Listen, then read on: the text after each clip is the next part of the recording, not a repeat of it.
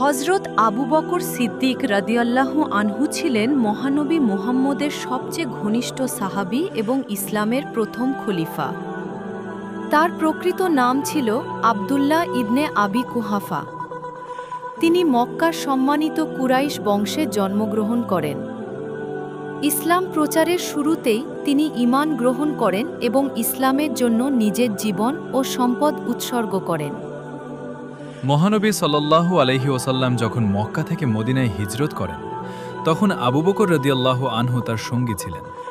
কুরআনে গারে সাওর ঘটনার মাধ্যমে তার এই মহান ত্যাগ ও সাহসের উল্লেখ রয়েছে।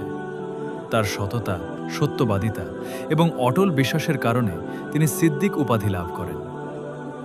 রসূলুল্লাহ সাল্লাল্লাহু আলাইহি ওয়াসাল্লামের ইন্তেকালের পর তিনি মুসলিম উম্মার প্রথম খলিফা নির্বাচিত হন। খিলাফতকালে তিনি ইসলামের শত্রুদের বিরুদ্ধে দৃঢ় অবস্থান নেন এবং কুরআন সংরক্ষণের গুরুত্বপূর্ণ উদ্যোগ গ্রহণ করেন। তার নেতৃত্বে মুসলিম সমাজ ঐক্যবদ্ধ থাকে এবং ইসলাম আরও সুদৃঢ় ভিত্তির উপর প্রতিষ্ঠিত হয়। হজরত আবু বকর রাদিয়াল্লাহু আনহু ছিলেন বিনয়ী, দয়ালু ও আল্লাহভীরু ব্যক্তি।